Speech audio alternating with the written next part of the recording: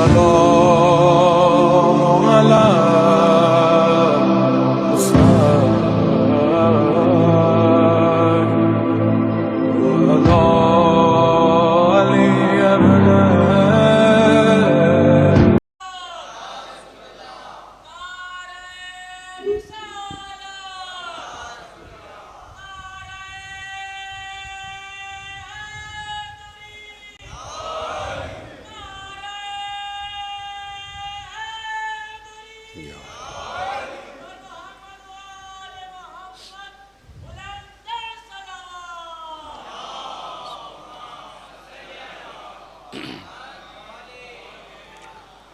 أعوذ بالله السميع العليم من الشيطان اللعين الرجيم بسم الله الرحمن الرحيم الحمد لله المعروف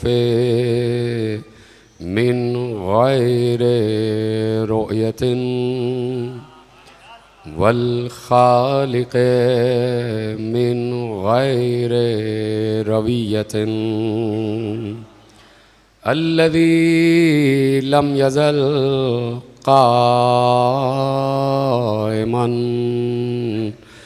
دائما إذ لا سماء ذات أبراج ولا ليل داج ولا بحر ساج ولا أرض ذات مهاد ولا خلق ذو اعتماد والصلاة والسلام والتحية والإكرام على نبي الرحمة وخازن المغفرة وقائد الخير والبركة ومنقذ العباد من الهلكة سيدنا ومولانا أبي القاسم محمد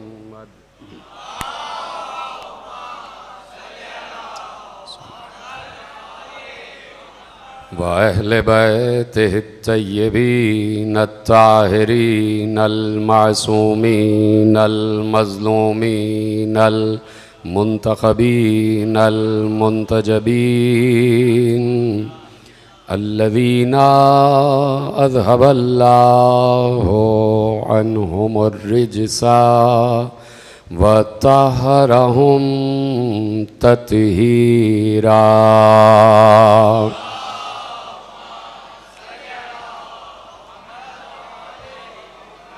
أما بعد فقد قال رسول الله صلى الله عليه وآله وسلم زينوا مجالسكم بذكر علي بن أبي طالب. सलावत पढ़े मोहम्मद व आले मोहम्मद.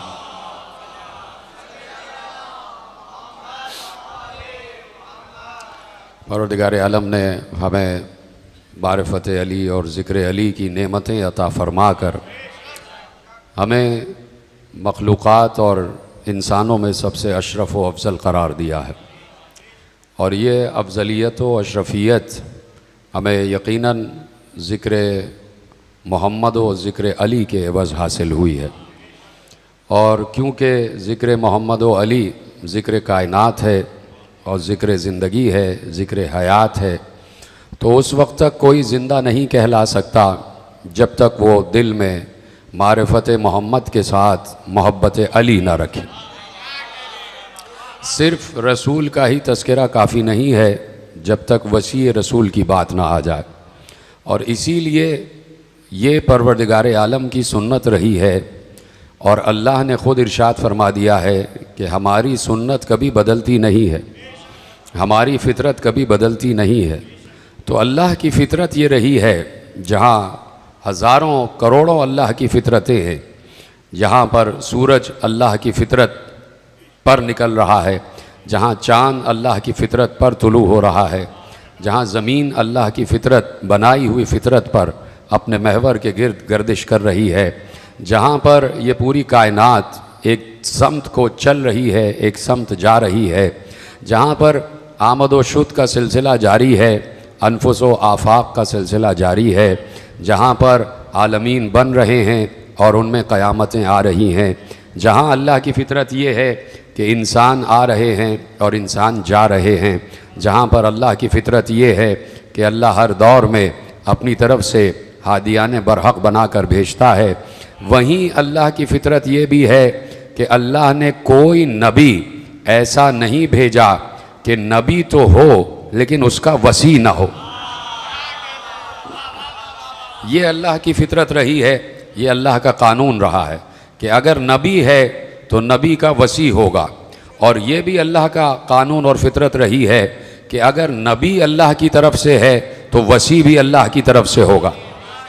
ये वो क़वानीन और आईन हैं कि जो उम्मत मुस्लिमा को गौर करना चाहिए। 1,23,999 अम्बिया, हज़रत आदम से लेके और हज़रत ईसा अलैहिस्सलाम तक, कोई इस बात पर इख्तिलाफ नहीं करता कि कोई ये नहीं कहता कि नबी तो अल्लाह की तरफ से आया था लेकिन वसी उम्मत ने बना लिया, कोई ये नहीं कहता।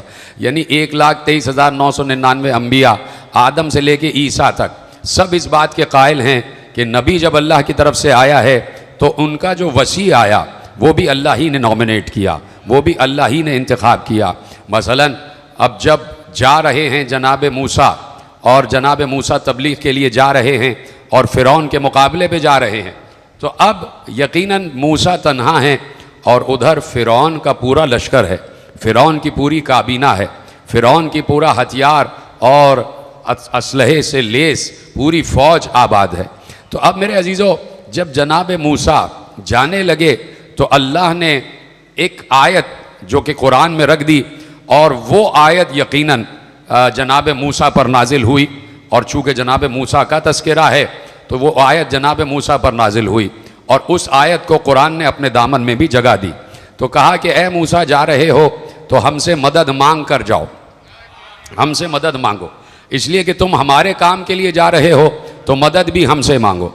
तो जनाब मूसा ने मदद मांगी, तो अब अल्लाह ने कहा कि मदद ऐसे नहीं जैसे हम कह रहे हैं उन अल्फाज में मदद मांगना। तो जनाब मूसा ने हाथ उठा लिए और फिर इरशाद फरमाया कि परवरदिगार कैसे मदद मांगूं? तो अल्लाह ने कहा हम बता रहे हैं, तुम दोहराते जाओ। और जनाब मूसा उन आयतों को दोहराते रहे जो अल्लाह ने उन पर नाजिल फरमाई, और कहा कि ये आयत भी है, ये दुआ भी है, ये मांगो और इस तरह मांगो कि रब्ब इश्रह ली सदरी व यस्सिर ली अमरी वहलुल उक़दतम मिन लिसानी यफ़क़हू क़ौली वजअल ली वज़ीरम मिन अहली हारूना अख़ी। अब अल्लाह ये कह रहा है कि हमसे मदद मांग कर जाना, और हमसे ऐसे मदद मांगो कि हमसे कोई लश्कर ना मांगना, हमसे असलहा ना मांगना, हमसे हथियार ना मांगना, हमसे फौज ना मांगना, हमसे एक वजीर मांगो। तवज्जो फरमाई आपने, हमसे हथियार, लश्कर, फौज, असलहा ये सब ना मांगना, हमसे मदद के लिए वजीर मांगो। और हम कह रहे हैं कि हमसे वजीर मांगो। तो जनाब मूसा ने अल्लाह से कहा, अल्लाह के बनाए हुए और अल्लाह के बताए हुए अल्फाज को दोहराया कि वजअल ली वजीरम मिन अहली, परवरदिगार मेरे लिए एक वजीर करार दे कि जो मेरे ख़ानदान से हो।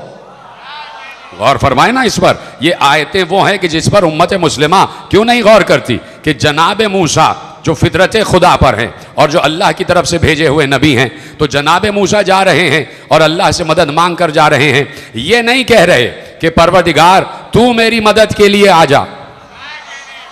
बहुत आसान बात कर रहा हूँ, तेज़ी से आज मुझे बढ़ना है आगे, इसलिए आज ज़रा सा जल्दी बैठ गए कि इसके बाद 2 मजलिसें और भी हैं, तो चाहता हूँ कि कम वक्त में बड़े मफाहिम आपके हवाले कर दूँ कि भाई अल्लाह ये भी तो कह सकता था कि ए मूसा हमसे मदद मांगो, हमसे कहो परवरदिगार तू मेरी मदद के लिए आ जा। ये नहीं कहा, कहा हमसे एक वजीर मांगो, अपनी कमर की ताकत मांगो, और देखो वो वजीर गैर ना हो, वो वजीर गैर ना हो, यानी ये भी नहीं कहा कि वजीर अपने दोस्तों में से मांग लेना, अपने दोस्तों में से कोई वजीर मांग लो कि परवरदिगार मेरे दोस्तों में से मेरा कोई वजीर बना दे। तो ये भी फितरत खुदा नहीं है कि दोस्तों को वजीर बनाया जाए। मूसा के दोस्तों को वजीर नहीं बनाया, मूसा के भाई को वजीर बनाया और कहा कि मूसा ऐसा कहो वजअल्ली वजीरम मिन अहली, और मेरे भाई मेरे खानदान से मेरा वजीर करार दे, हारूना अखी। और फिर उस बात को वाजे भी किया कि परवरदिगार कोई और नहीं, मेरा भाई हारून, मेरे भाई को मेरा वजीर बना दे। यानी अंबिया की ये सुन्नत रही है और फितरत रही है कि नबी जब अल्लाह की तरफ से होगा तो नबी का कोई खानदान वाला ही वसी होगा। बहुत आसान बात मैंने आपके हवाले की। नबी का भाई वसी होगा, नबी का भाई वजीर होगा, नबी का भाई उसकी कमर की ताकत होगा। तो अब ये 1,23,999 अंबिया हजरत आदम अलैहिस्सलाम से लेके और हजरत ईसा अलैहिस्सलाम तक, ये अल्लाह की फितरत रही है। और अल्लाह ने कह दिया कि लन तजिदा लिसुन्नतिल्लाहि तब्दीला, तुम हमारी सुन्नत और फितरत में कभी तब्दीली नहीं पाओगे। हमारा आइन बदलता नहीं है। हमारा आइन ये है कि आदम से ईसा तक हमने वजीर बनाया, हमने वसी बनाया, हमने किसी नबी को बगैर वसी के नहीं छोड़ा। तो अब उम्मत से यह सवाल है कि आदम से ईसा तक तो अल्लाह की फितरत नहीं बदली, तो क्या खातमुन नबीयीन पर आकर अल्लाह की फितरत बदल जाएगी? क्या खातमुन नबीयीन पर आकर अल्लाह की फितरत बदल जाएगी? नहीं, वहां पर भी अल्लाह की वही फितरत है। अब अगर किसी ने यह सोच लिया कि नहीं, यहां नबी उम्मत के हवाले कर गए, उम्मत पर छोड़ गए, तो इसका क्या मतलब है? वो दर पर्दा दूसरे अल्फाज में यह बात कह रहा है कि अल्लाह अपनी फितरत बदल देता है। और अगर कोई यह कह रहा है कि अल्लाह ने अपनी फितरत बदल दी, तो इसका मतलब है कि वो तौहीद को नहीं समझा और वो उलूहियत को नहीं समझा, वो कानून खुदाबंदी को नहीं समझा। तो कानून खुदाबंदी ये है कि जब नबी अल्लाह भेजेगा तो वसी भी अल्लाह भेजेगा। हजरत आदम का भी वसी है। मसलन पैगंबर के पास कुछ यहूदी आए, रसूल अल्लाह के पास कुछ यहूदी आए और आकर उन्होंने कहा कि हमने, देखिए ये बातें रिवायतों में लिखी हुई हैं, बस बात यह है कि किताब का इंतखाब ज़रूरी है कि कौन सी किताब पढ़ी जाए और कौन सी किताब को रद्द कर दिया जाए। बातें किताबों में लिखी हुई हैं। अब ये कि ये हमारी है और ये तुम्हारी है, इल्म हमारा तुम्हारा नहीं होता। जी तरह सलामत रहे। अब ये कि ये हमारी किताब है, ये तुम्हारी किताब है, इल्म में हमारा तुम्हारा नहीं होता। जहां इल्म मिले, तो कहा कि मोमिन का खोया हुआ खजाना है, जहां से इल्म मिले ले लो। तो शर्त है मोमिन होना, इल्म के लिए शर्त है मोमिन होना। मोमिन का खोया हुआ खजाना है और इल्म एक ऐसा नूर है, यह भी हदीस है कि इल्म एक ऐसा नूर है अल्लाह जिसके सीने में चाहता है उतार देता है। तो इल्म खोया हुआ खजाना है मोमिन का, मोमिन को जहां से मिले ले ले। अगर आप मोमिन हैं और आपको कहीं इल्म दिख रहा है, नजर आ रहा है, तो क्यों नहीं ललकते उसकी तरफ,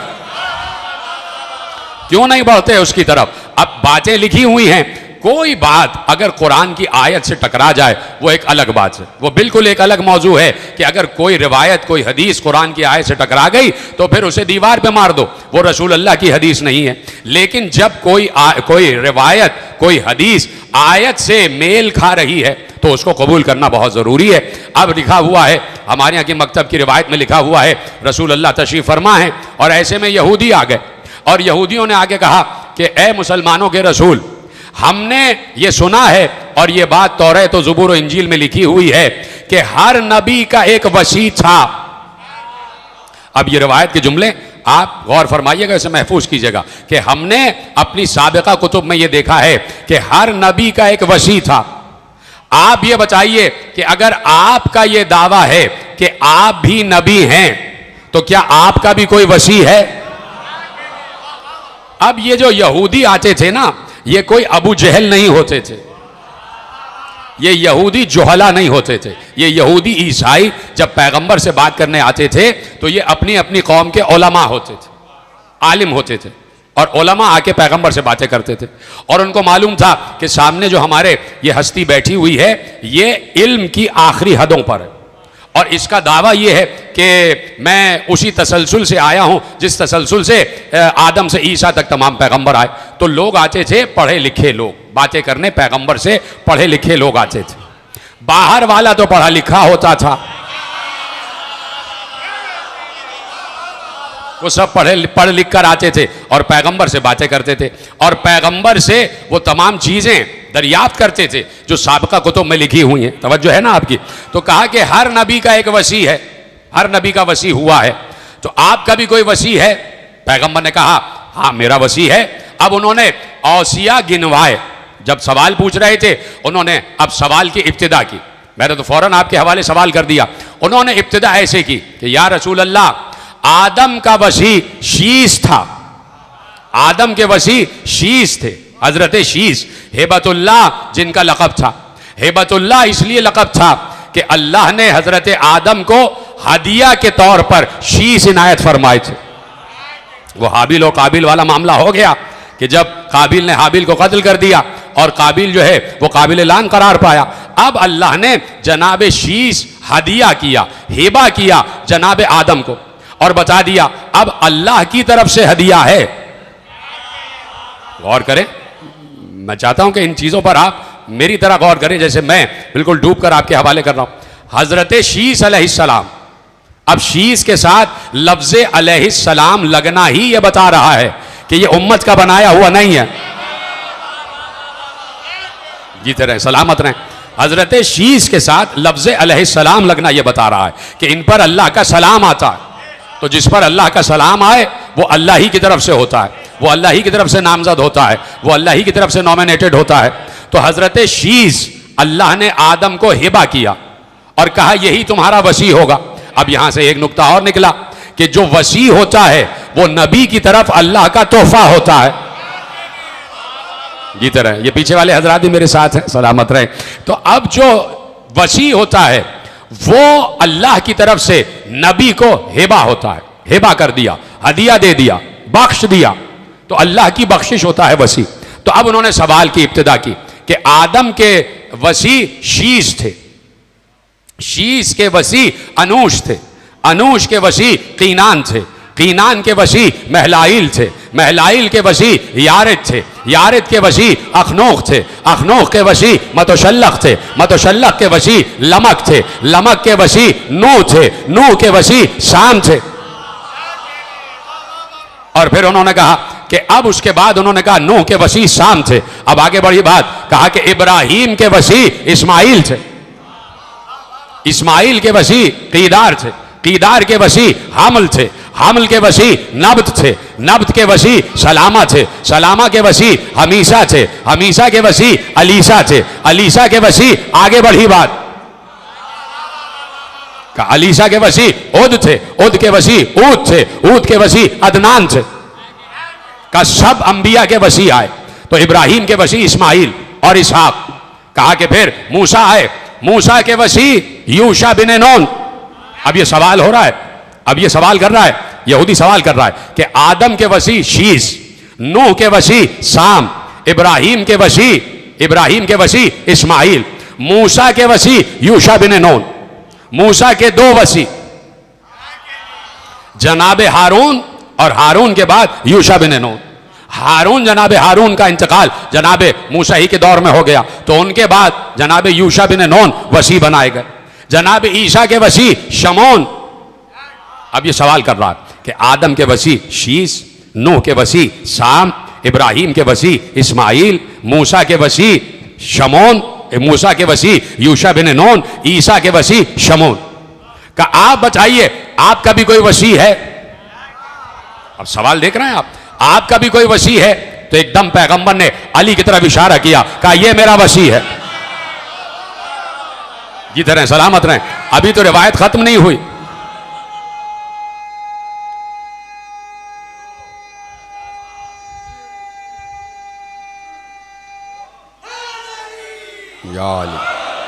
तो जो फरमाई आपने, कहा मेरा वसी अली है।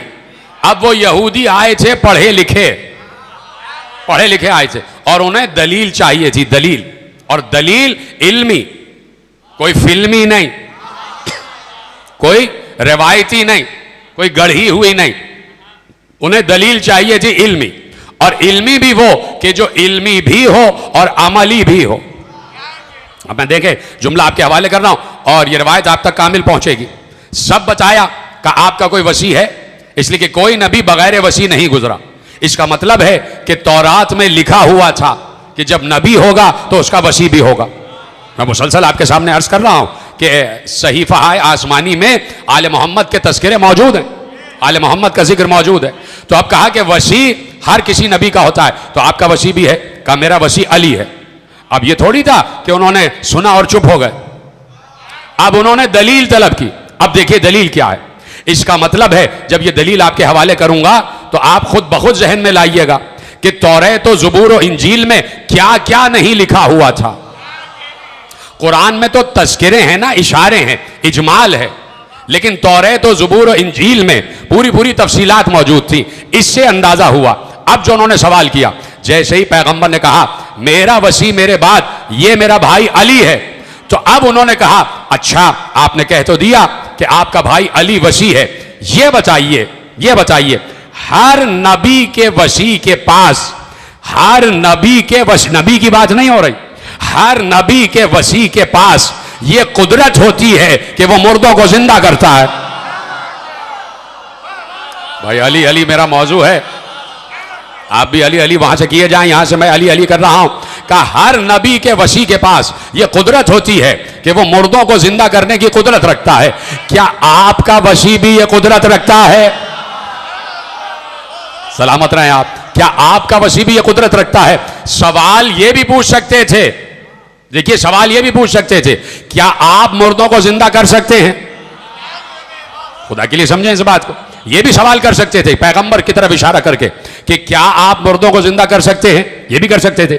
लेकिन उनकी ये सवाल और ये रिवायत बता रही है कि जो इख्तियार नबी के पास होता है वही इख्तियार वसी के पास होता है।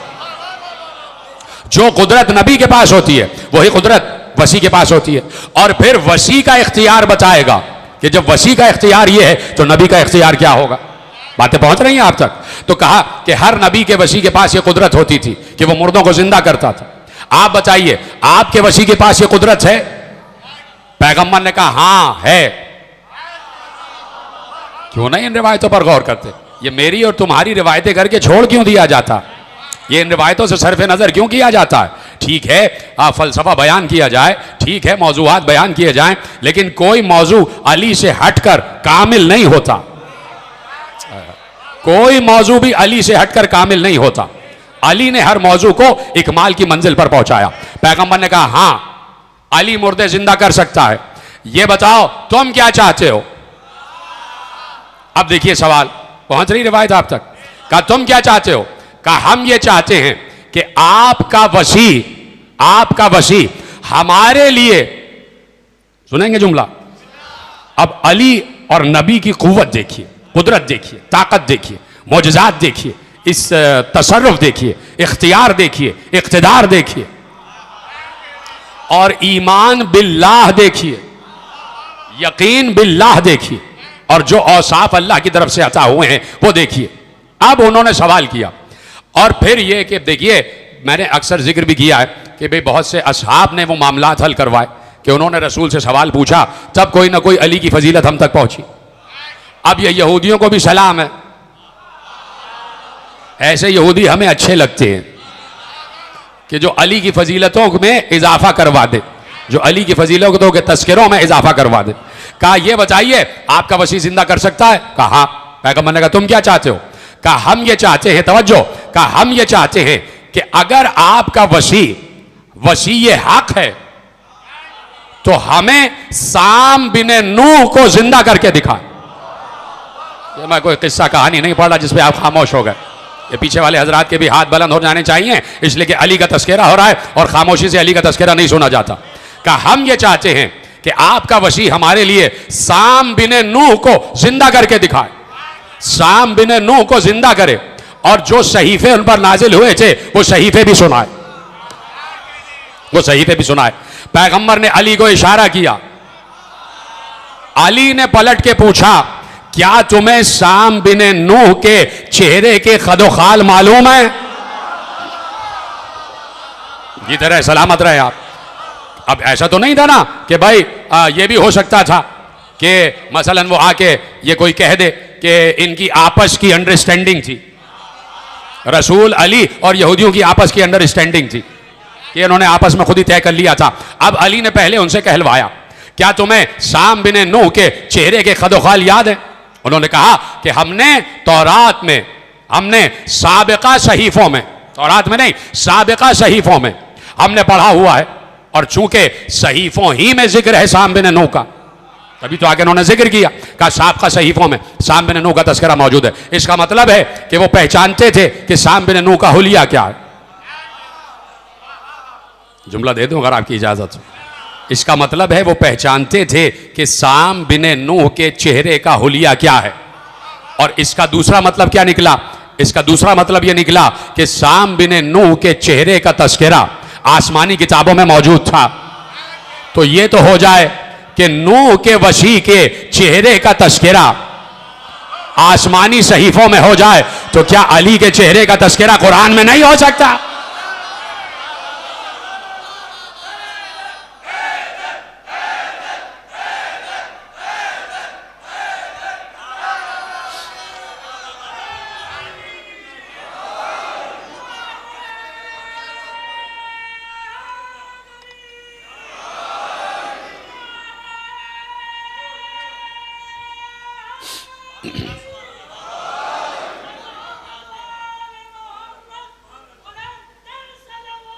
अल्लाहुम्मा सल्ली अला मुहम्मद व आले मुहम्मद।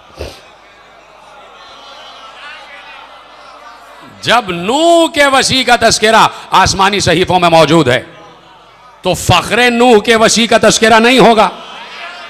जो नूह का फख्र है, जो मकसद तख्लीक नूह है, जो ना होता तो नूह भी ना होते, तो क्या उसके वसी का तस्करा, उसके वसी के चेहरे के खदोखाल क्या कुरान में मौजूद नहीं होंगे? यकीनन होंगे, यकीनन है। तो आप कहा कि तुम्हें याद है? कहा याद है। कहा अली को इशारा किया, जाइए अली मस्जिद में जाइए। मस्जिद नबवी में अली गए, और चूंकि पैगंबर की इजाजत है तो यहूदी भी गए। अली मेहराब में गए। वसी वो हो जो नबी के इशारों को समझे, जो नबी के इशारों को समझे, जो नबी के इशारों को समझे। अगर आप कहें तो एक रिवायत आपके हवाले कर, वसी वो हो जो नबी के इशारों को समझे। देखिए एक रिवायत आपके हवाले करता हूं। पैगंबर मौजूद हैं और असहाब किराम भी तशरीफ फरमा है साथ में पैगंबर के। अब मस्जिद नबवी का सहन है मसलन, और उसमें पैगंबर तशरीफ फरमा है। देखिए वसी का मयार क्या है, वसी का मयार क्या होना चाहिए? जो नबी के इशारों को समझे वो वसी होना चाहिए, जो नबी के हुक्म को इताअत की मंजिल पर लेकर आए। यानी जो नबी कह दे पलट कर सवाल न करे, क्यों पलट कर सवाल न करे। तो पैगंबर तशरीफ फरमाए, असहाबे किराम भी तशरीफ फरमाए। ऐसे में न जाने कहां से एक शख्स नमूदार हुआ, और उसके साथ कुछ और लोग भी थे, चंद लोग थे। तो पैगंबर को उसने सलाम किया। पैगंबर ने जवाब सलाम दिया, कहा कि मैं आपसे मदद का ख्वाहा हूं, आपसे मदद का तालिब हूं। मेरे साथ आप किसी ऐसे शख्स को भेजें जो हमारी कौम के मुनहरिफ अफराद को और गासिब अफराद को और जालिम अफराद को सबक सिखाए, या तो उनको कलमा पढ़ाए या उनको तहे तह करे। अब पैगंबर तो जानते हैं ना सब कुछ, मेरा तो ईमान यही है, पैगंबर सब जानते हैं। लेकिन पैगंबर ने सवाल किया। सवाल इसलिए किया ताकि जो बैठे हुए हैं उन तक भी बात पहुंच जाए। पैगंबर ने कहा पहले तुम ये तो बताओ तुम कौन हो, तुम कौन हो? कहा कि मेरा नाम अतरफा है और मैं कौम जिन्नात उनका नुमाइंदा हूं। मेरा नाम अतरफा है, मैं कौम जिन्नात का नुमाइंदा हूं, और मेरे साथ ये मेरी कौम के अफराद हैं। किसी का चेहरा नजर नहीं आ रहा था, बस खदो खाल नजर आ रहे थे, हेओले नजर आ रहे थे, जैसे हेओले हैं। पैगंबर ने कहा क्या चाहते हो? कहा कि हम कदीम अरसे से, उस वक्त से हैं जब से हमें इजाजत थी कि हम आसमानों पर जाएं, और जो कुछ भी वहां गुफ्तगू हो रही है हम कंसूइयां लेते थे, हम उन बातों को सुनते थे। उसके बाद हमारा आसमानों पर जाना बंद हो गया, और फरिश्ते हमें शहाब साकिब मारते थे, तो हमारा आसमानों पर जाना बंद हो गया। और उसके बाद अल्लाह ने फरिश्ते भेजे तबलीग के लिए, और हम पर तबलीग हुई। हम वो हैं कि जो ईमान ले आए, और बहुत से वो थे जो ईमान नहीं लाए, उनको तहत कर दिया गया या कैद कर दिया गया। हम ईमान ले आए और उसके बाद अंबिया का ज़हूर भी होता रहा, यहां तक कि आप आ गए। अब हमारी कौम के मुनहरिफ अफराद जो ईमान नहीं लाए, उन्होंने हम पर तसर्रुफ हासिल कर लिया और वो हमारे खेतों पर, हमारे बागात पर कब्जा कर चुके। यानी बाग पर कब्जा हो गया था कि हमारे खेत खलियान पर, हमारे बागात पर, हमारी जमीनों पर, हमारे नदियों पर कब्जा कर लिया उन्होंने। और चूंकि वो हमसे ताकत में ज्यादा हैं तो हम उन पर गालिब नहीं आ पा रहे। लिहाजा आप अपने दरमियान में से किसी को भेजिए कि जो उन पर गालिब आ जाए। पैगंबर ने कहा पहले अपना असल चेहरा तो दिखाओ। वो सब के सब अपने असल चेहरे में जाहिर हुए। बहुत से लोगों से उनके चेहरे की हैबत बर्दाश्त ना हुई, अपना असल चेहरा उन्होंने दिखाया। पैगंबर ने कहा जैसे थे वैसे हो जाओ। अब पैगंबर ने एक साहब से कहा कि तुम जाओ इनके साथ और जाके इनकी कौम पर तबलीग करो और तलवार उठाओ। उन्होंने कहा या रसूल अल्लाह ये लोग कहां रहते? कहा ये जमीन की तह में रहते। उन्होंने कहा या रसूल अल्लाह मैं तो वहां नहीं जा सकता,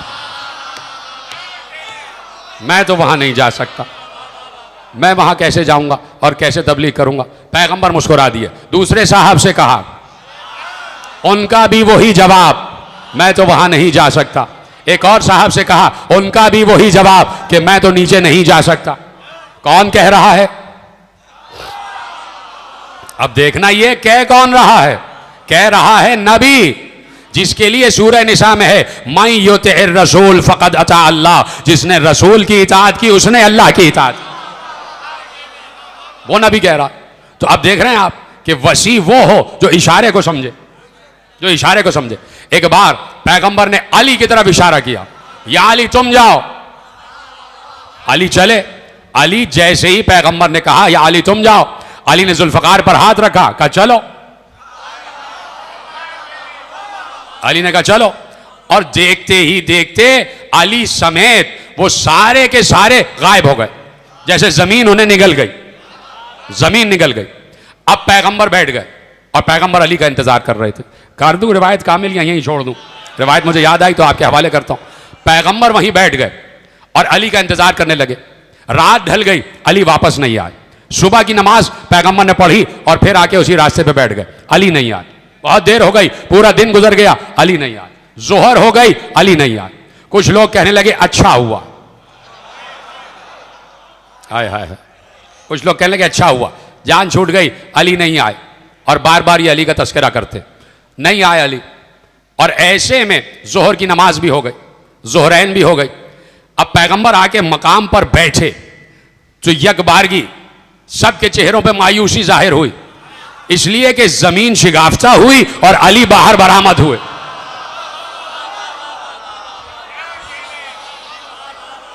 अली बाहर बरामद हुए। और उसके बाद पैगंबर आगे बढ़े। पैगंबर ने अली को सीने से लगाया। पैगंबर का सीना अली के सीनों से मिल रहा था। पैगंबर के घुटने अली के घुटनों से मिल रहे थे। पैगंबर की पेशानी अली के पेशानी से मिल गई। पैगंबर ने एक बार अली की पेशानी पर बोसा लिया, कहा या अली हालात तुम बताओगे या मैं बताऊं? कहा या अली जो गुजरा है आप बताइए, आप बताइए।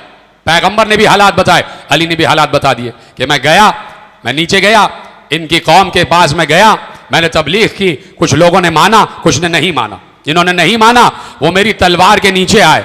और आप सुनेंगे, अली पर यकीन है ना, अली पर यकीन है। अली ने कहा मैंने एक पहर में 80,000 जिनों का कत्लेआम किया। मुझे तो यकीन है अली पर।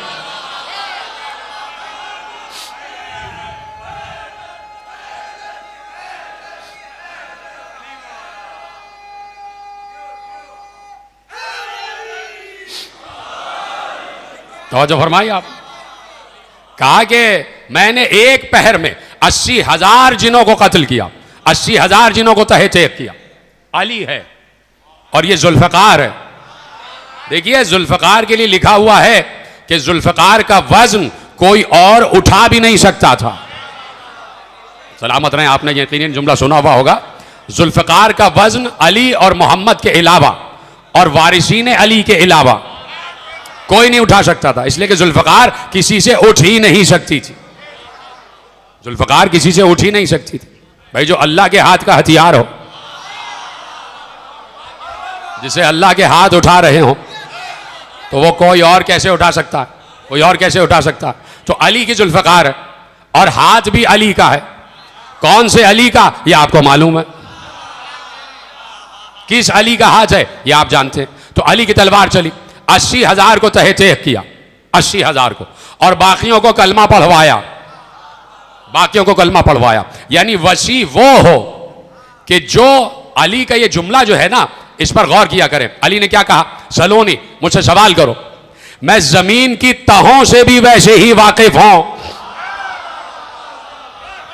जैसे आसमान की बुलंदियों से वाकिफ। तो अली सरा के रस्तों से भी वाकिफ है, अली जमीन के अंदर बने हुए रस्तों से भी वाकिफ है, आसमान में बने हुए रस्तों से भी वाकिफ है। अली जमीन के रस्तों से क्यों ना वाकिफ हो? यह जमीन है तुराब और अली है अबू तुराब। अली जमीन के रस्तों से भी वाकिफ हैं और आसमान के रस्तों से भी वाकिफ हैं। उस जिन ने अली का शुक्रिया अदा किया और उस जिन अतरफा को, यह अतरफा वाली रवायत बहुत मशहूर है, ये सब हमारे यहाँ सब ने लिखी है, इस पर यकीन कीजिएगा कि ये सब ने लिखी है। ये रवायत बहुत मौजू नहीं है, मौजू नहीं है, मौजू नहीं है, यानी वजह की हुई नहीं है, सच्ची रवायत है। इसलिए कि पैगंबर वो है जो इमाम इंस वल जिन है, जिन्नात पर भी नबी है और इंसानों पर भी नबी है। तो वसी भी जिन्नात पर भी नबी हो और इंसानों पर भी नबी हो। भाई सवाल तो सबको पेश आ सकता है ना। आप क्या समझते हैं कि सिर्फ इंसान आएगा सवाल करने? सिर्फ इंसान थोड़ी आएगा, जिन्नात भी आ जाएंगे सवाल करने, जिन्नात भी सवाल करने आएंगे। तो अब मसलन एक रिवायत है, अभी शाम बिन नूह वाली रिवायत वहीं रुकी हुई है, वो वहीं रुकी हुई है और मुझे रिवायतों पर रिवायतें याद आ रही। ये रिवायत भी बिल्कुल सच्ची है और मुसद्दक है और मुस्तनद है और वाशिक रिवायतों में। और आपको पहला लफ्ज़ कहूँगा, आप उस रिवायत तक पहुँच जाएंगे, बचपन से आपने सुना हुआ। लिखा हुआ है कि हसन और हुसैन अपनी वालिदा के घर से चले, हुजरे से निकले और पैगंबर उस वक्त जिसके भी हुजरे में थे वहाँ पहुँचे। पैगंबर ने दोनों को, नवासों को अपने सीनों पर सुला लिया, सो गए दोनों नवासे। पैगंबर की भी आंख लग गई। ऐसे में दोनों नवासों की आंख खुली, शब भीग चुकी थी, निस्फ शब गुजर चुकी थी और आसमान पर बादल भी छाए हुए थे। दोनों नवासे उठे, दोनों भाइयों ने कहा कि भैया नाना को सोने देते हैं। नाना को उठाते नहीं, आहिस्ता आहिस्ता से कहा हम खुद से चलते हैं और चले जाते हैं अपने घर। निकले, मस्जिद नबवी से बाहर चले गए, बातें करते करते न मालूम कहाँ चले गए कि हदीक़ा बनी नजरान, बनी नजरान का जो बाग था वहाँ चले गए। अब उन्होंने बातों में सोचा कि हम तो बहुत दूर निकल आए। कहा कि बारिश भी शुरू हो गई है, बादल छाए में बारिश शुरू हो गई। तो दोनों भाइयों ने तय किया कि एक दरख्त के नीचे थोड़ी देर क़याम कर लेते। इधर रसूल अल्लाह की आंख खुली और उधर जहरा बेचैन हो गई कि अब तक मेरे बच्चे घर नहीं आए। कनीज को भेजा रसूल अल्लाह के पास। रसूल अल्लाह ने कहा मेरे पास तो थे, मैं सो गया, न मालूम बच्चे कहाँ गए। इधर रसूल अल्लाह परेशान, उधर जहरा परेशान। फिर अली को बुलाया गया, अली भी परेशान। सारे सहाबा भी निकल आए, सारे सहाबा भी आ गए। अब सब हसन और हुसैन को ढूंढ रहे हैं। ये वो ढूंढ रहा है कि जिसके इशारे पर चांद दो टुकड़े हो जाता, उसे सब इल्म है, जिसके लिए अल्लाह ने कहा अल्लमा का मालम तकुन तालम, जो भी आप नहीं जानते थे हमने सारा का सारा इल्म आपको दे दिया।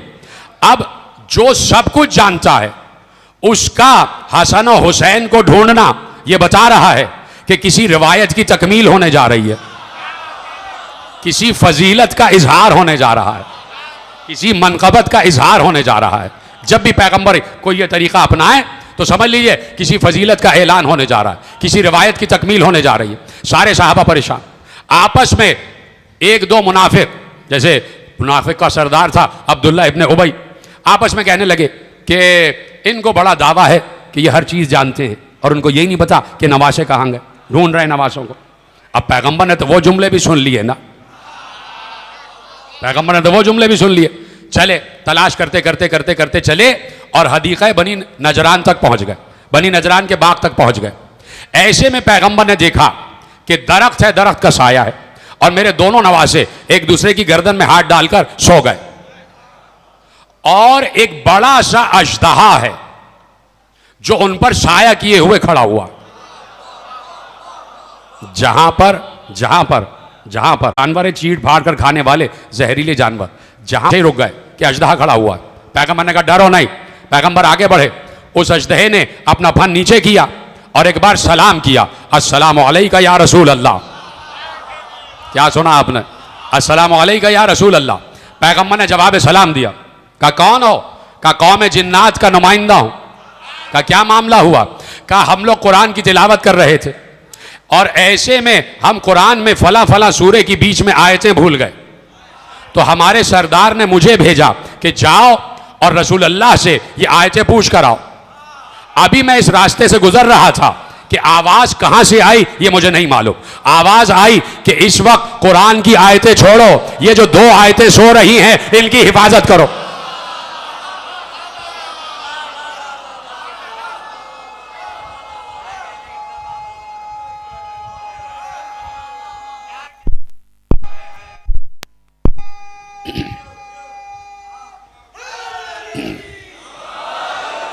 तवज्जो।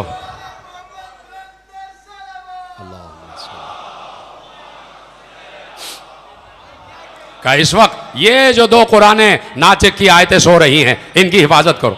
कहा मैं रुक गया, मुझे हुक्म था तो मैं रुक गया। पैगंबर ने कहा कौन सी आयतें भूल गए? पैगंबर ने आयतें बताई। पैगंबर ने कहा जाओ जहां से आए थे। पैगंबर आगे बढ़े, अली भी हैं और भी साहबा हैं। पैगंबर आगे बढ़े, दोनों नवासों को अपनी गोद में उठा लिया, एक को दाएं तरफ एक को बाएं तरफ उठा लिया और उठकर चलने लगे। किसी ने कहा या रसूल अल्लाह बोझ ज्यादा हो गया है, वजन ज्यादा हो गया है, एक मुझे दे दे, एक नवासे को मुझे दे दें, वजन ज्यादा हो गया होगा, आप थक जाएंगे। पैगंबर ने पता क्या जवाब दिया? कहा कहीं अपने हाथ का भी कोई वजन होता है क्या? कोई अपने आज़्म का भी वजन होता है? पैगंबर ने कहा चलो चलो मस्जिद नबवी चलो, अभी कोई घर नहीं जाएगा। हसन हुसैन को उठाया हुआ है, सारे असहाब भी साथ हैं, वसी नबी भी साथ है। आए मस्जिद नबवी में आए, मिंबर पर गए। अब समझ में आया कि किसी न किसी रिवायत की तकमील होना है, कोई ना कोई फजीलत सामने आना है।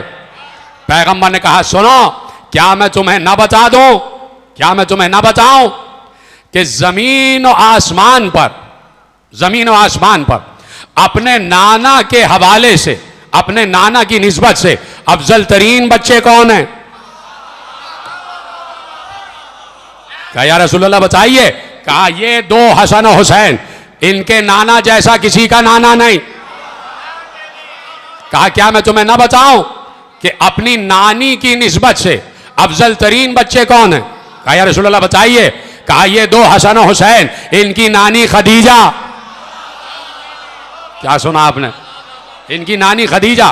कहा क्या मैं तुम्हें ना बताऊं, सुनेंगे जुमला, क्या मैं तुम्हें ना बताऊं? अब लफ्ज कहूंगा और आपके चेहरे पर मुस्कुराहट आ जाएगी। नबी कह रहा, क्या मैं तुम्हें ना बताऊं कि दादा के एतबार से अफजल तरीन कौन? जो समझ गया उनको सलाम। कहा रसूलल्लाह बताइए। कहा हसन और हुसैन, इनका दादा अबू तालिब। कहा क्या मैं तुम्हें बताऊं कि दादी के एतबार से अफजल तरीन बच्चे कौन? कहा बताइए। कहा हसन और हुसैन, इनकी दादी फातिमा बिनते असद।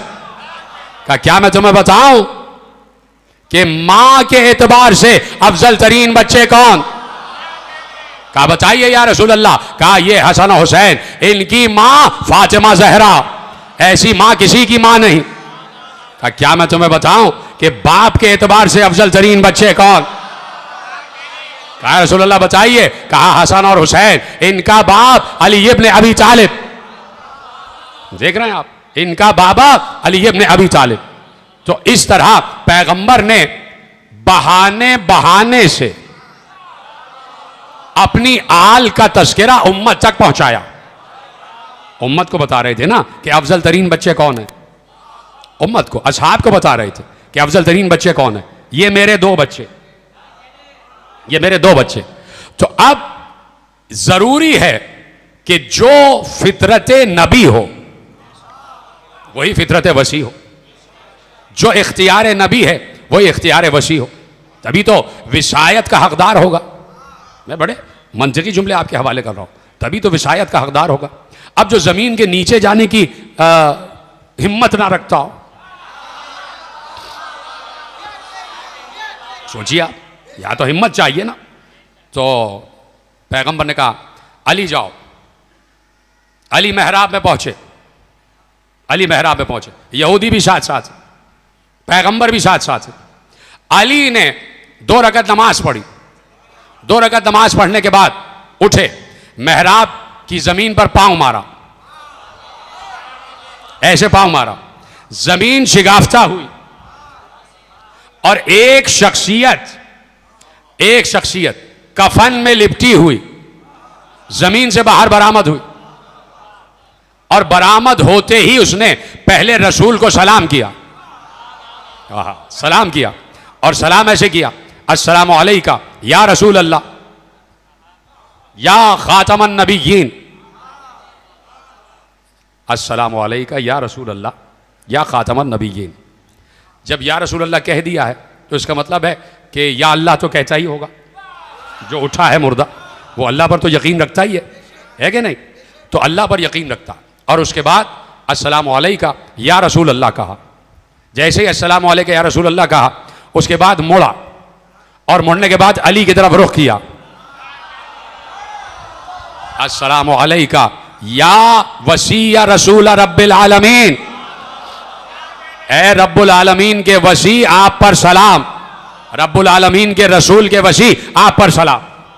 यानी जो उठने वाला था, अब अली ने पूछा तुम कौन हो? अली ने तो उठाया है, अब अली असल में इनको बता रहे हैं जो पीछे खड़े हुए हैं, बताओ ऐ उठने वाले तुम कौन हो? उसने बढ़ के कहा मैं साम बिन नूह हूं।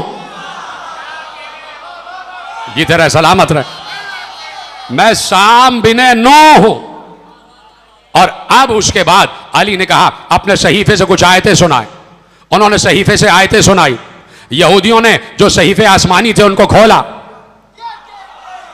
जो आयतें उन्होंने सुनाई वही सहीफों में लिखी हुई थी। अब अली ने कहा जहां थे वहां वापस चले जाओ। दोबारा जमीन के अंदर गए, कब्र बराबर हो गई। तो साम बिन नूह की कब्र मस्जिद नबवी में तो थी नहीं। नतीजे पर भी तो गौर किया करें, सलामत रहें आप।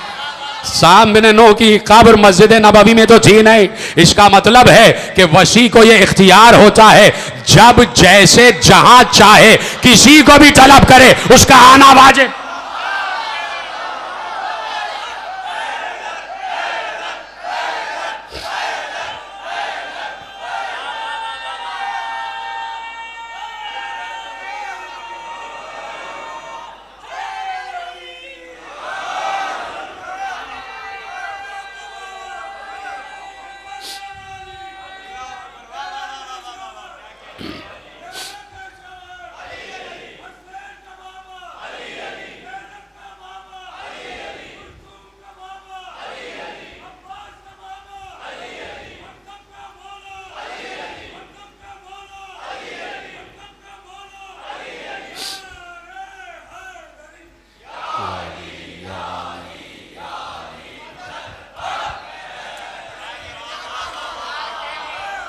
यानी जिसको जहां से चाहे तलब करे और जहां चाहे तलब करे, तो आने वाले की इताअत, आने वाले पर इताअत वसी नबी वाजिब है।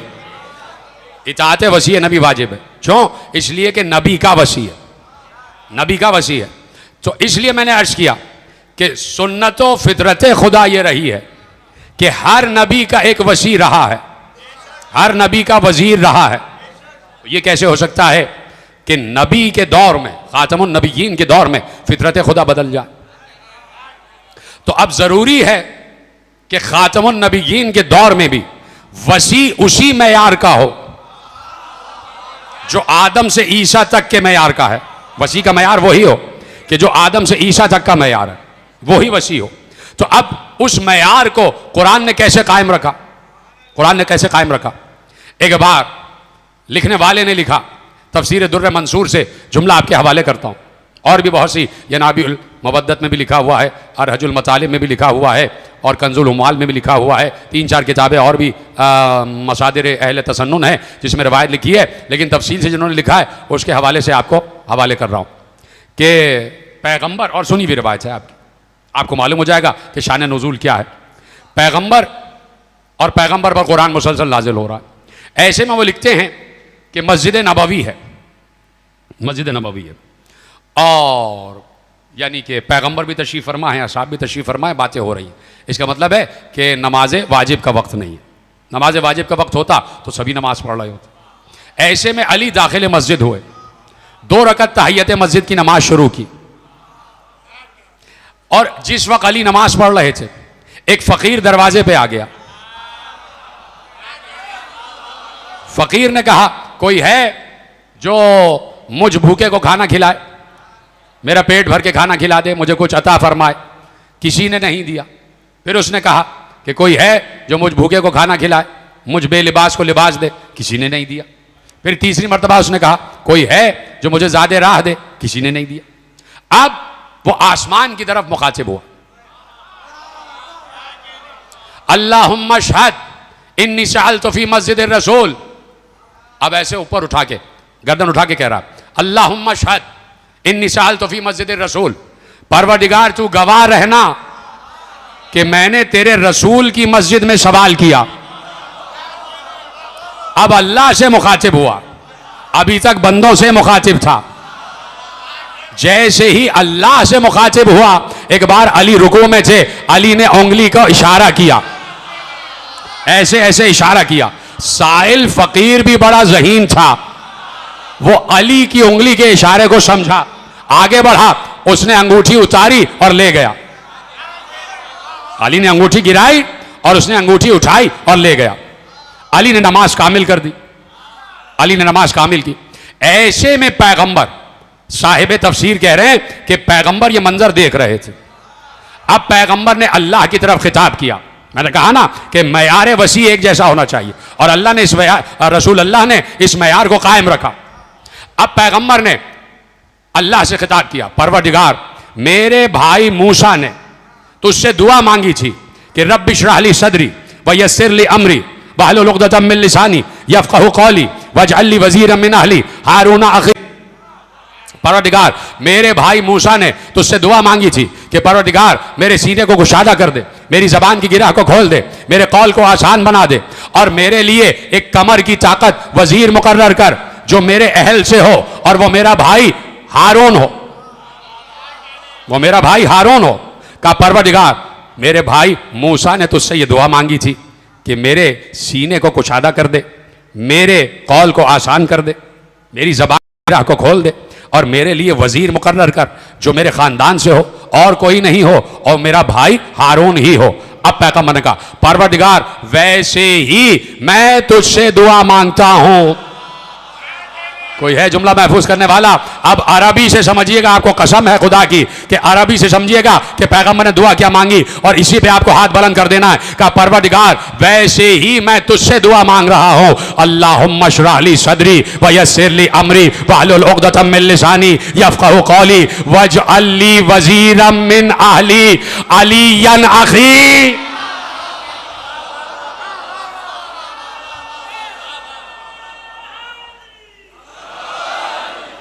परवरदिगार जैसे मेरे भाई मूसा ने तुझसे दुआ मांगी, वैसे ही मैं तुझसे दुआ मांग रहा हूं कि मेरे लिए वजीर मुकर्रर कर, और बाहर वाला नहीं, मेरे घर से, और कोई और नहीं, मेरा भाई अली।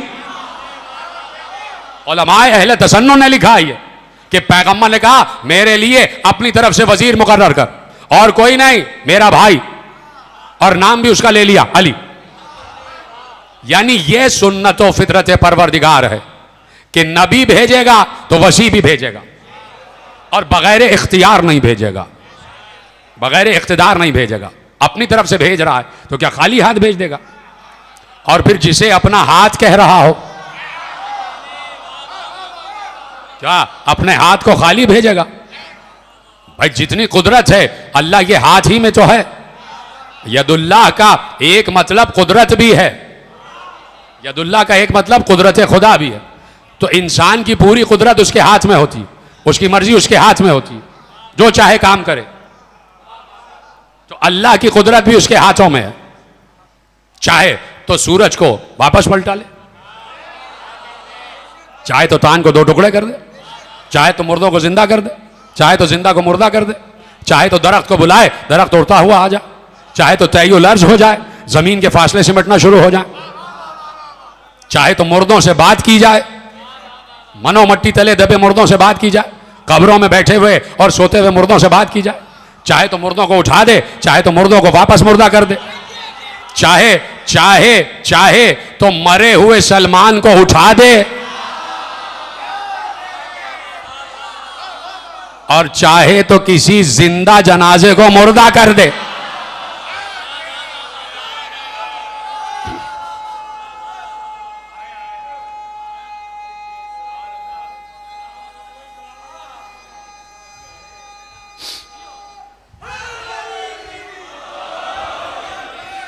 सलामत रहें आप। तवज्जो फरमाई ना आपने।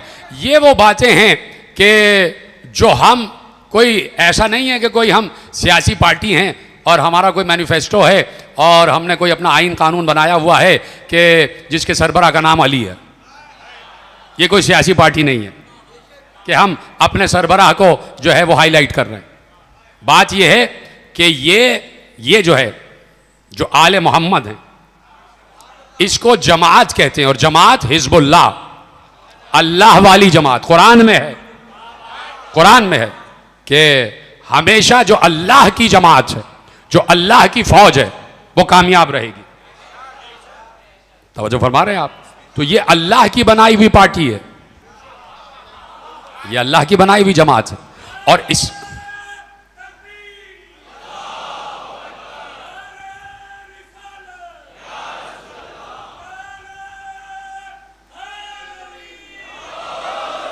अब आप समझें, मसलन मैं एक आयत आपके हवाले करता हूँ, इजाज़त है आपकी? बस वक्त मेरा काबिल हो रहा है, कल अपने वक्त पर ही बैठेंगे। आज मेरा जल्दी बैठ गया था, कल अपने वक्त पर ही बैठेंगे।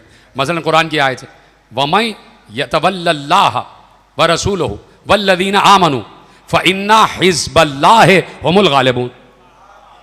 जो विलायत रखेगा अल्लाह से, जो विलायत रखेगा रसूल से और जो विलायत रखेगा मोमिनीन से,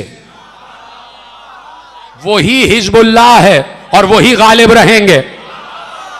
यानी यहां भी 3 विलायतों का तस्करा है। इन्ना हिजबुल्लाह है हुमुल गालिबून। ये अल्लाह की पार्टी है, अल्लाह की जमात है और यही गालिब रहेगी।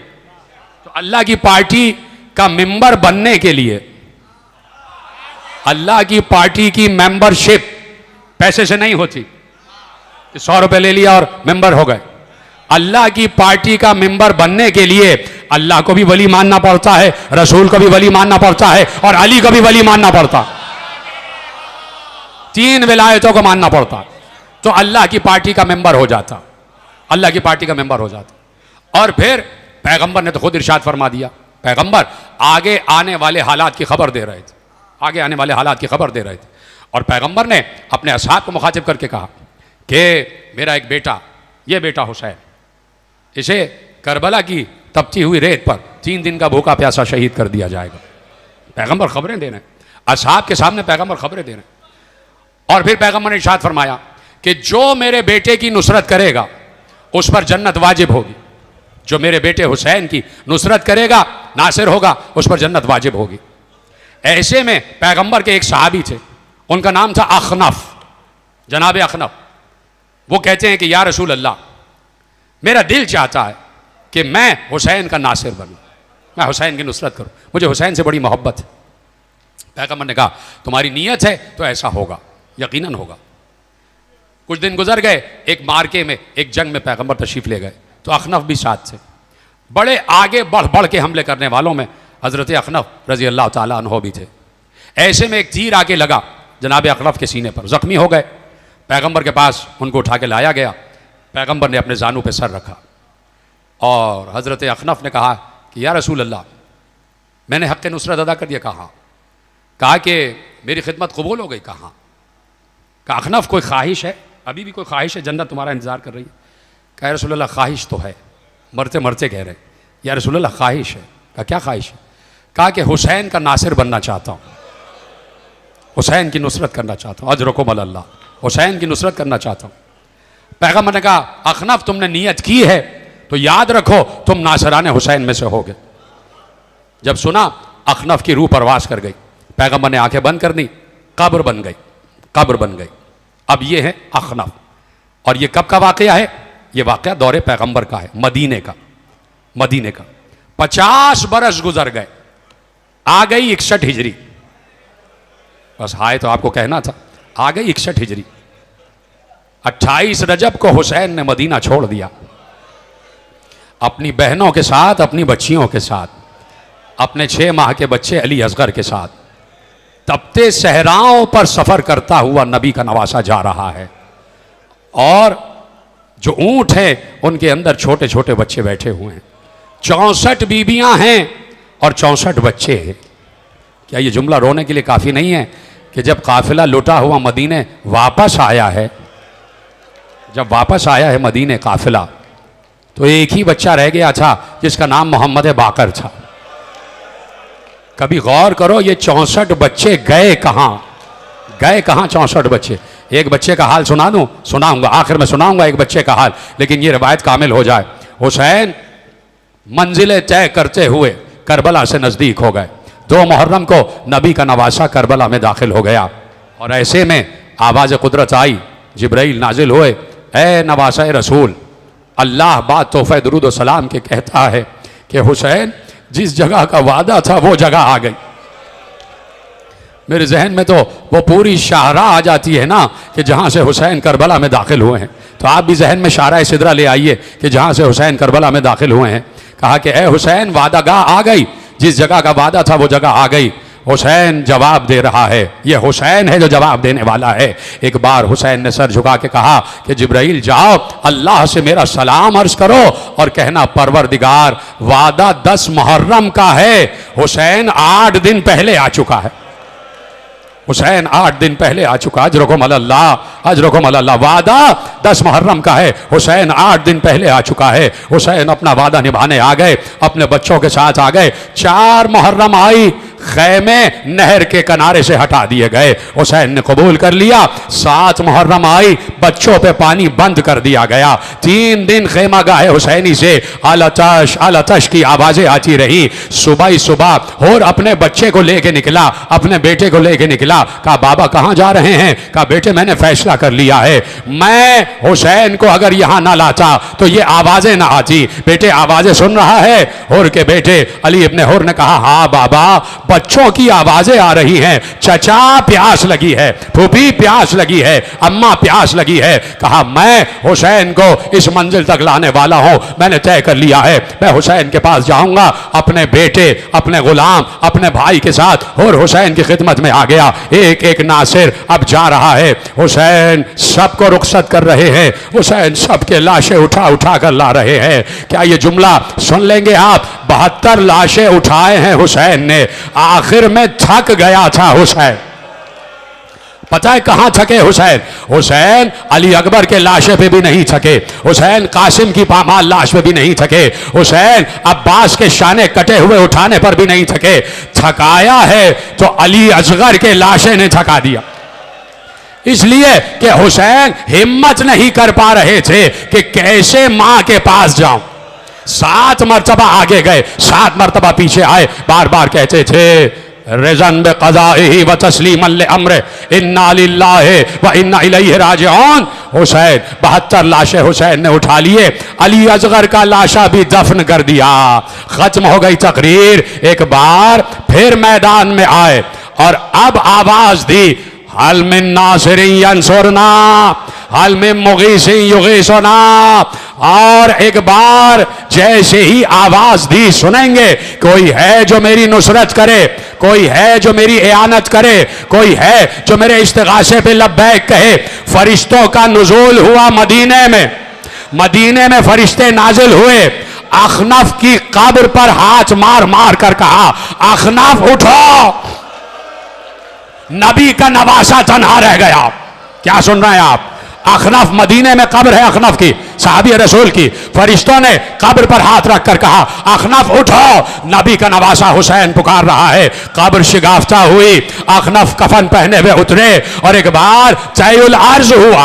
अखनफ ने इस्तिगासा किया, परवरदिगार मुझे इतनी जल्दी करबला पहुंचा दे कि ऐसा ना हो कि नबी का नवासा पुकारता रह जाए और मुझे पहुंचने में देर हो जाए। तयउल अर्ज हुआ, अखनफ पहुंचे। तुम्हें पता है कहां पहुंचे? खेमे की पुष्ट पर पहुंचे, खेमे की पुष्ट पर पहुंचे और वहीं से आवाज दी, अस्सलामु अलैका या इब्न रसूल अल्लाह, ए रसूल अल्लाह के बेटे आप पर सलाम। अरे हुसैन तो मैदान में थे ना, अब जवाब कौन दे? वो खेमा ज़ैनब के खेमे से करीब था।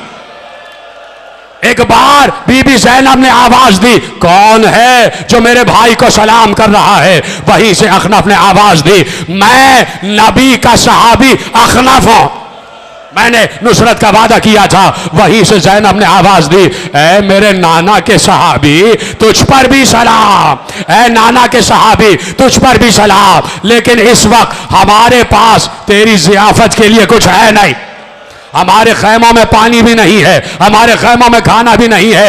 एक बार सर पीट लिया अखनफ ने, कहा आप कौन हैं? कहा मैं नबी की नवासी हूं, मैं हुसैन की बहन हूं। कहा मेरा आका ज़ादा कहां है? क्या आका हुसैन इब्न अली से मुलाकात नहीं हो सकती? कहा अखनफ जाओ, खेमे से घूम कर जाओ, मेरा भाई आखिरी सांसें ले रहा है। क्या गिरिया कर रहे हैं, क्या गिरिया कर रहे हैं? यही हक है, मेरा भाई आखिरी सांसें ले रहा है। अखनफ सहाबी रसूल पलटे, पलट कर देखा, मैदान में, बीच मैदान में आए, देखा एक तन्हा मुसाफिर है जो जुल्फ़िकार के दस्ते पर अपने सर को टिकाए हुए बैठा हुआ है। ऐसे बैठे हुए हैं, दो जानू बैठे हुए हैं जैसे कोई नमाज पढ़ रहा हो। एक बार अखनफ ने सलाम किया, ऐ नबी के नवासे तुझ पर सलाम, मैं तुम्हारे नाना का सहाबी तुम्हारी नुसरत के लिए आया। ऐ नबी के नवासे ये क्या आलम हो गया, क्या मुझे इजाजत है कि मैं आपकी नुसरत करूं? कहा हाँ अखनफ, तुम्हें इसीलिए तो बुलाया है कि तुम्हारी तमन्ना थी, तुम्हारी ख्वाहिश थी। ये कैसे हो सकता है कि कोई तमन्ना करे और उसका इरादा नुसरत पूरा ना हो? जाओ अखनफ जाओ। अखनफ गए, जाकर जंग की अखनफ ने, अखनफ रजी अल्लाह ने जाके जंग की है। सहाबी रसूल ने कई लोगों को मार कर गिरा दिया, कई लोगों को मार कर गिराया। एक बार अखनफ के भी तीर लगा, सर पर भी तीर लगा, सीने पर भी तीर लगा, लेकिन सलाम कर लेना। और सलाम कैसे करना? हाय हुसैन कह के सलाम करना। अखनफ को सलाम हो। जितने भी शहीद गिरे थे ना, सब ने आवाज दी, अस्सलामु अलैका या अबा अब्दुल्लाह। जो शहीद गिर रहा था वो हुसैन को पुकार रहा था, वो हुसैन को पुकार रहा था, लेकिन सलाम हो अखनफ पर। अखनफ जब गिरे हैं, जमीन पर गिरे हैं, तो हुसैन को आवाज नहीं दी, हुसैन को सलाम भी नहीं किया, इसलिए कि जान रहे थे कि फातिमा का लाल अब इस कैफियत में नहीं है कि मजीद लाशें उठा सके, कि मजीद लाशें उठा सके। हुसैन पर आखिरी वक्त आ गया, खत्म हो गई गुफ्तगू। वादा किया था एक लफ्ज पढ़ूंगा और रिवायत खत्म हो जाएगी। काफिला जा रहा है, जाते जाते हलब के रास्ते से काफिला गुजरा, हलब के रास्ते से काफिला गुजरा। ज़ौजाए हुसैन की गोद में एक नन्हा सा सगीर है, छोटा सा बच्चा है, नाम है उसका मोहसिन। हलब गए हो? हलब, हलब से बिल्कुल बराबर में जो दैर राहिब है उससे चंद कदम के फासले पर वो है, वो मकाम है कि जिसे मकाम मोहसिन कहा जाता है। सुनेंगे जुमला, गिरिया जरूर कर लेना, इसलिए कि अजीब रिवायत पढ़ने जा रहा हूं। आवाज गिरिया बुलंद कीजिएगा। बीबी की गोद में, बीबी की गोद में बच्चा है छोटा सा, 4 या 5 बरस का सिन है, नाम है मोहसिन।